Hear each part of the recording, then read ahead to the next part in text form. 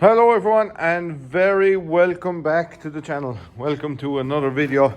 As you can see here, we have our two side panels off of the Steyr 650 here, and what we're doing is we primed these last night. This morning I gave them another coat of high build primer and we're going to sand that down now, and what that basically does is it takes a lot of the imperfections out of the steel.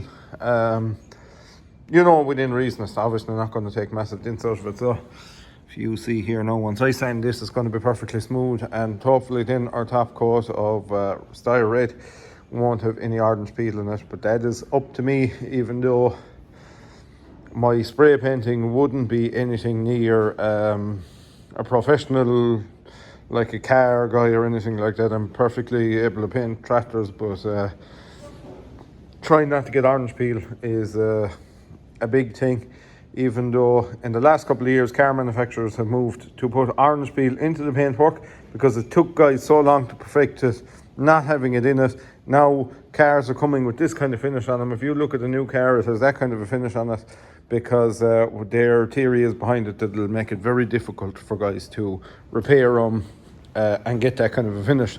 So maybe there will be a job for me in one of those places because I'm well able to do it. We have most of our stuff back on her here. We got our injectors back earlier on, and our mechanic did tell me to take off our rocker covers and give a look underneath and see if we had a broken valve or anything. I've done that. He said the tappets might need to be adjusted, but I will leave that to him. Whenever he has some spare time, I'll let him at that. So that's where we're at now. I'm going to give it a fire up. I fired it up there earlier on, but I see we have a bit of a diesel leak here, so I'm going to give them a bare nip now, so you can squeeze them a bit without shooting them off. So hopefully that doesn't happen, but yeah, I'll just give them one squeeze. So we connected up a battery. What I've actually done is taken a battery out of our Volvo loading shovel. A Volvo loading shovel works off of a 24 volt system. This is just a 12 volt system. Originally, this tractor would have worked off of a 6 volt system, which I think 6 volts ran 2 batteries. So there would have been one in this footwell, hence the rust in here, and the other footwell, which isn't too bad. So maybe it's a long time since somebody ran one of these, or this particular tractor, in a 6 volt system, but it was there in the early days. I don't actually know what the advantages, disadvantages of it were, but I don't really know why there's different systems, why there was 6. I don't think 6 even exists anymore, why then it became 12, and why loading shovels and trucks and all that kind of stuff run off 24 volt. I don't really know why. So if you know that and you've any insight into that, please hit me up in the comments. Let me know what you think about that. And we're going to give this girl an old fire up. So I might, you know what, I might upload tonight. I might stick this up tonight. And because I know some of you are interested and some of you obviously aren't interested. You know, the guys that are into modern stuff aren't going to be interested in this. Do I have a huge interest in it? I have a passing interest in it. You know, I like tractors, and I think the older you get, the more you appreciate older stuff. So that's how I'm into this kind of thing. You know, it's more the history behind them that interests me than the actual machines themselves, I suppose. Like there were tough guys who drove these back in the day, and it's a funny thing, isn't it? Little panel in there. You know, there were tough guys who they're doing what we do now. Back in the day with all these tractors, they were out mowing hay and all these kind of things. So they were tough men. But interesting, just from the historic point of view, that's kind of where I come into it. That's where my interest is generated in the whole thing. So that's where that is. So now, enough babbling on. We're going to give this an old fire, see if she starts. So as you can see, we actually have our battery light is working even. Our key is totally seized. I cannot move the key whatsoever. If I went trying to do that, I'd just break the key off of it. And I'd say that's actually an original Steyr key. So we're going to do something which, look, nobody should ever do really, but we're going to cross it and get it to fire that way. So I'm not going to show you how to do that because I don't want to be responsible for someone doing something silly. But anyway, more upmost, make sure it's out of gear, and we'll see if she'll fire. There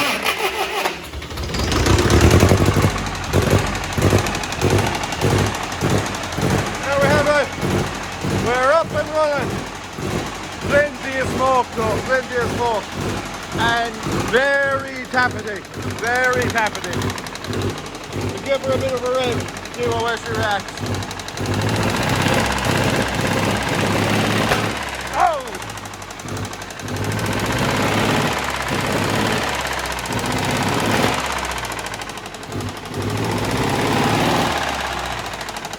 Right.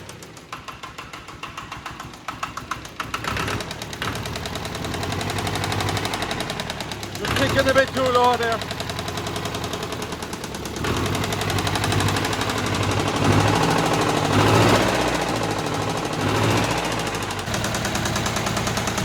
She's clearing, to be fair, she is clearing. But like I said, very, very tappity, so that does need some attention. I'm going to get out of the smoke for a few minutes.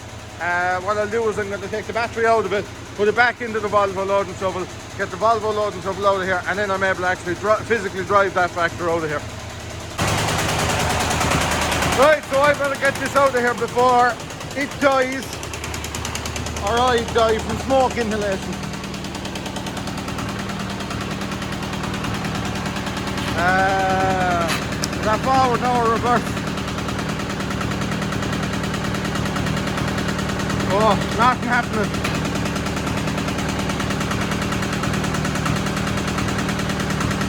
No drive. What's wrong here now? I've done something.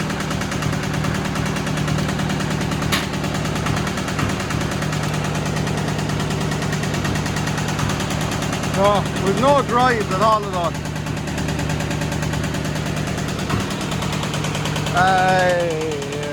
Boom, boom, boom. What could that be? No, we've another lever back here. No.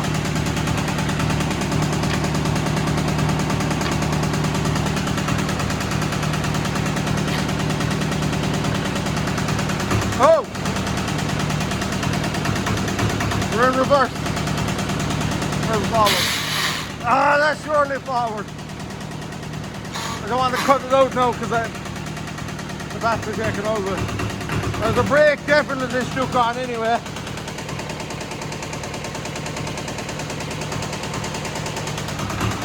Oh yeah, the brake is please solid.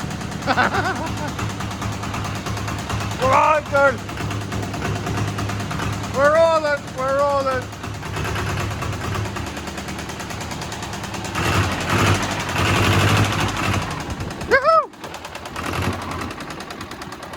That is her first time rolling under her own power with, I spoke to the previous owner, I think about 30 years.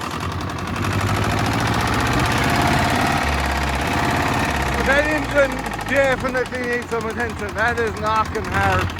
And the smoke, reckless. Oh, what a yoke! What a yoke! Ah, this is the crack. Unreal, just unreal. We finally got her rolling. I don't know what we were doing wrong, but moving now anyway. Smoking like there's no tomorrow. It's just knocking away a mate there. But it's top end. It's just adjustment, I would say. The tappets are a mile out. We did take off the rocker cover and there was just a massive distance in them. So I'm gonna park this up. If it's your first time visiting the channel and you like this kind of carry on, hit the subscribe button, give the video a like and give me your feedback. Thank you very much for watching and we'll see you for the next video. No, that was quite a whirlwind, wasn't it? I was just speaking with the previous owner on WhatsApp. We think in the region of, I said there 30 years, I think it's about 20-25 years. It's definitely over 20, so he thinks around 25 years since that tractor has last actually run under its own steam. So yeah, quite amazing, quite amazing. You don't get that kind of rush from much other things. It's the small things in life, isn't it? So next up is get these panels sorted out. They're the next two to give a bit of attention to, and we're well on our way in. It's there's a frost penny on the side of the block, and it's pouring coolant out of it. The minute I fired it was just like a jet of coolant coming out the frost penny. So that might prove a bit difficult to find one of those. I don't know, but anyway, look, we'll get there. We'll get there. So yeah, she's tucked away now again in one of the other sheds. I'll just wait for my mechanic to give a look at the tappets, and once that's done, then at least I know now what's to be done. With some brakes in it, savage brakes in it, way better than the CVX.